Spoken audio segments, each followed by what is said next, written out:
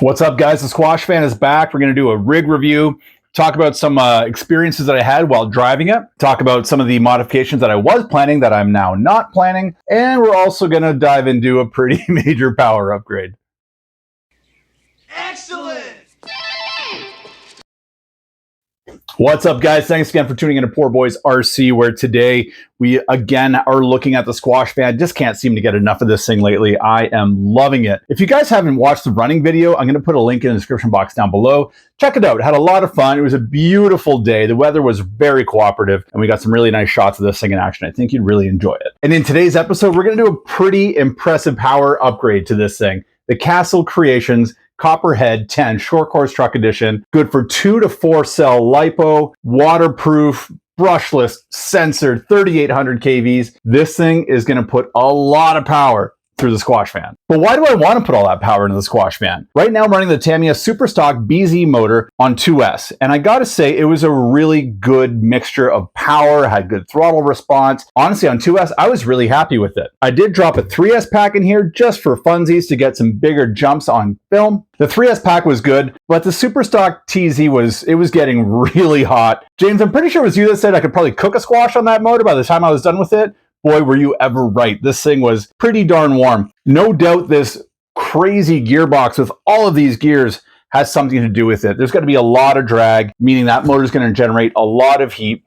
And I was looking for something a little more efficient, something a little more powerful, because the LiPo packs that I was running, 2S, 5000 milliamp, I was only getting about 20 minutes of runtime, which is about half the runtime I would normally get on, say, a two-wheel drive or even like a four-wheel drive buggy. Now we're pushing more weight, we're pushing bigger tires, we're kicking big air, kicking up sand and catching big air. So it makes sense that my run times were compromised a little bit, but they were cut pretty short. And at the end of the day, I don't want to cook this motor. I really should have done the ball bearing upgrade, which a lot of you guys do. I should have done that. That probably would have increased the efficiency of this motor quite a bit, reduced temperatures, all that good stuff. But secretly, I knew we were going to be going down this road eventually anyway, so here we are. And right before we drop in the Castle Copperhead 10 system into this baby, I want to talk about an upgrade that I mentioned doing in a previous video. As you guys may or may not know, the Squash Fan can operate with four-wheel steering. Pretty cool looking upgrade if you ask me. And I was convinced that I was going to go that route.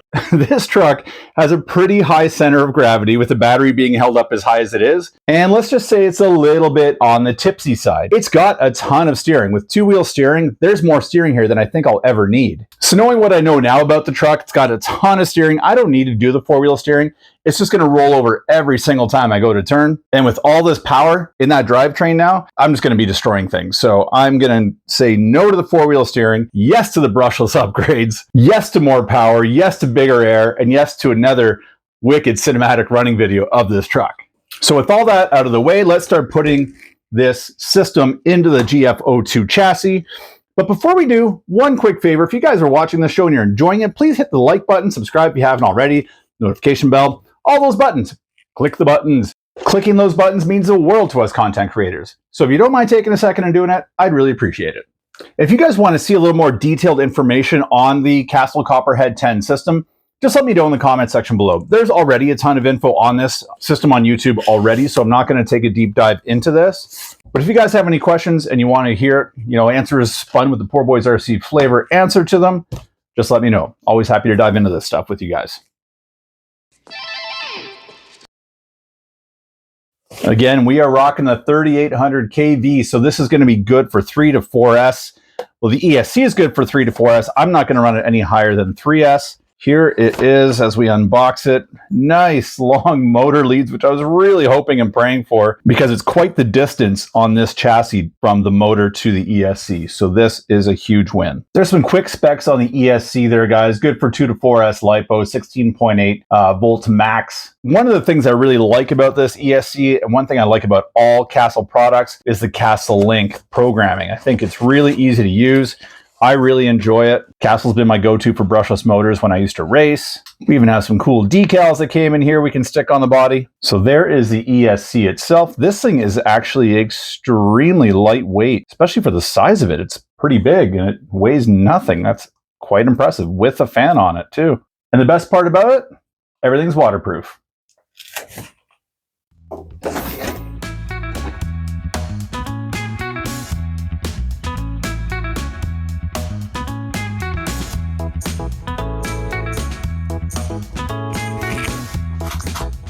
Big power doesn't get much easier than that. 2 screws, 2 minutes. Ugh, I'm kind of nervous. This is going to be nuts. And I know I'm going to try and behave, but we all know what's going to happen. And I can't find my GPS reader anywhere. My GPS reader, whatever the heck it is. I looked everywhere. You know, I cleaned up the hobby room and now I can't find my GPS. So I want to do some speed runs with it purely for observation, just to see how fast we are actually going. I'm not making it a speed run car for next year, or maybe we are. Who knows? More on that next year. But I wanted to see how fast we're going to get it going. I'll see if I can find. I'll take a deeper look. Some of you guys expressed some concern at that last video after seeing me take a dive through the ocean there, a quick little splash through the ocean, saying, hey, you can't run these things in salt water. And you're totally right. You can't, or you really, really shouldn't. Again, one of the reasons why I run plastic bushings on my wheels is because sometimes just for cinematic effect, I don't normally run through the water. I stay away from it, through the salt water, that is. Fresh water, not a big deal. Salt water, massive deal. But yeah, for dramatic effect in that last video, I wanted to get a good water splash shot. So thank you for your concern. But yeah, we don't make it a regular thing to go taking water baths like that. All right, now how's this guy gonna fit? We got a much bigger footprint than we did before. We'll park this guy way back here. Well, it does not get much easier than that. The default settings on this motor and speedo combo are pretty much exactly how I'd like it to be. So I'm not going to take a deep dive into the setup. I'm going to plug in a battery and hope for the best. You know what really grinds my gears? When you spend $300 on a motor and an ESC and they don't even give you a sensor cable, but they give you this little plastic black thing that's supposed to be a filler if you're not running a sensor cable, but it doesn't fit. It doesn't fit in the motor and it doesn't fit in the plug on the ESC. So there's that. I don't know how I could possibly be doing something wrong here. It's pretty self-explanatory. Plug the little Dewey in. The little Dewey don't work. Any of you guys out there that have this system, what the heck are you supposed to do with this thing? I'll tidy up all those wires off camera. Let's see if this thing's going to work.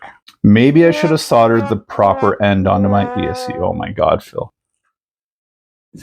You know, it's not every day you think you got an easy job in your hands and you're wrong. You solder the wrong Dean's plug onto your speed controller. Let's try that again.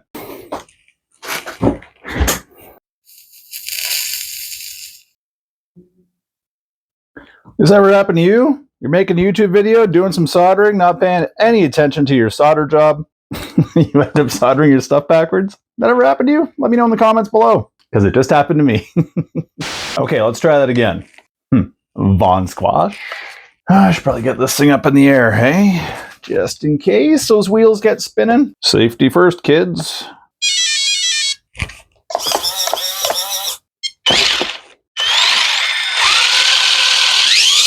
It's alive, boys and girls. On 2S, let's see what these tires do.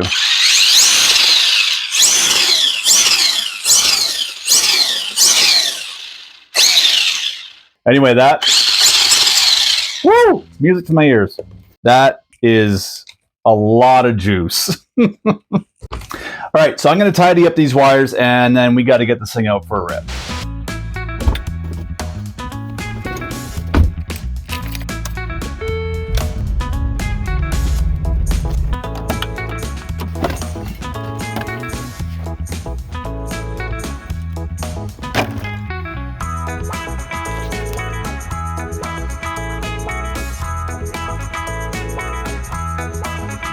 I think I'm starting to wear out my bushings already.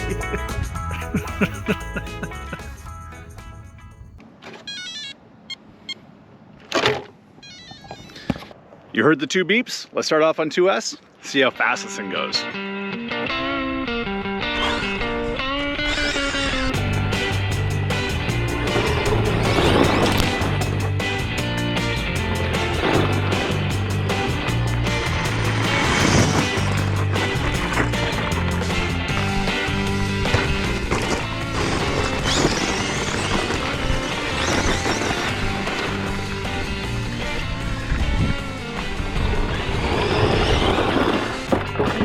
Remember earlier in the hobby room when I was saying how this thing's a bit top heavy and the 4-wheel steer is just completely not needed? Now you see what I'm talking about.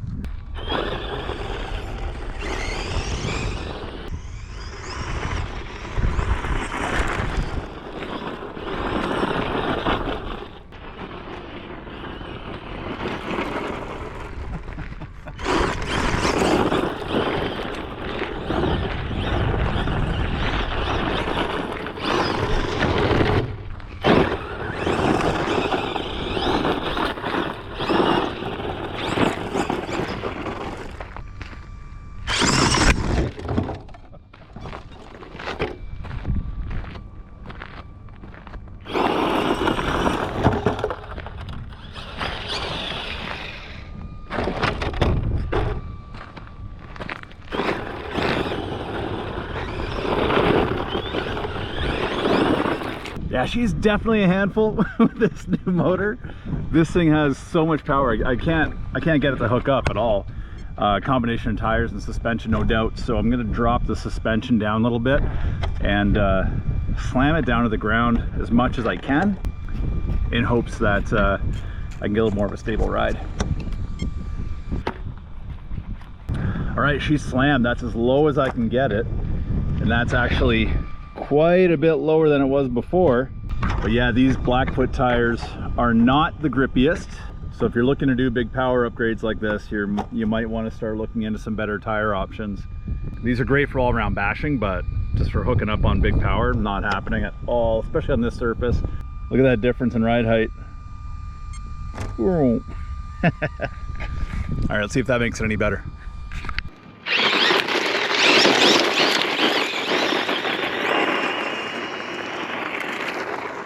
That is 1,000 times better. That's way more manageable. I'd say the biggest crux of this chassis is that high center of gravity due to the battery sitting up so high. It makes it really easy to topple over.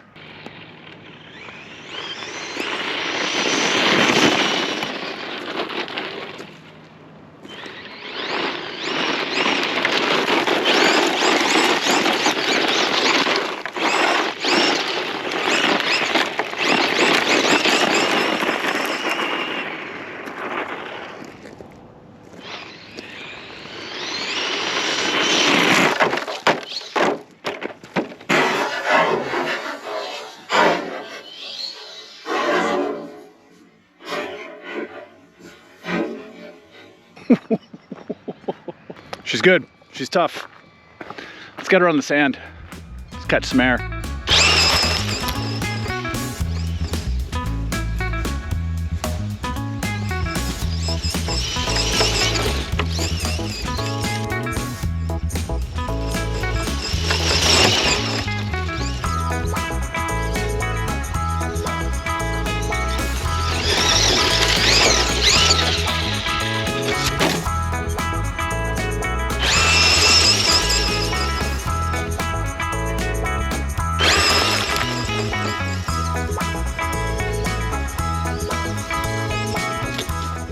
I don't have my GPS, I can't tell exactly how fast, but it is screaming. The throttle response is just phenomenal. The motor's not even hot after all those full pulls. But no testing session would be complete without some big air.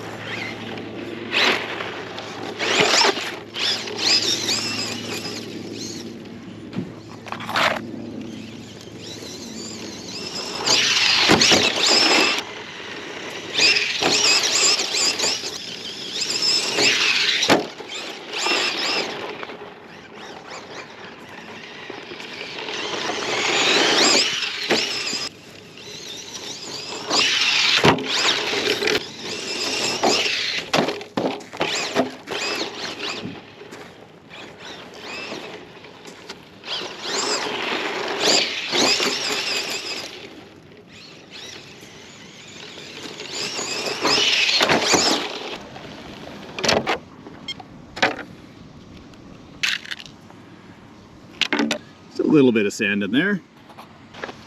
50C 3S. Let's see what this bad boy has in store for us.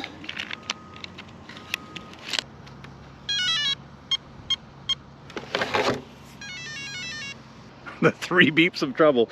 The 3 beeps that should never accompany a Tamiya vehicle. Let's see what happens.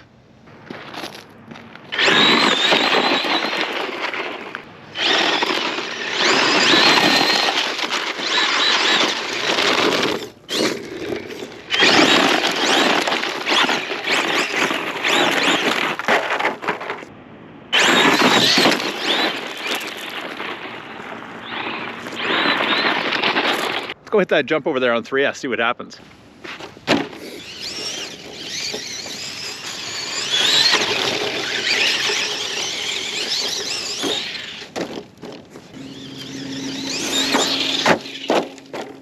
Hey guys, sorry, my GoPro's being a bit of a jerk, so I just switched to the forward-facing camera on my phone.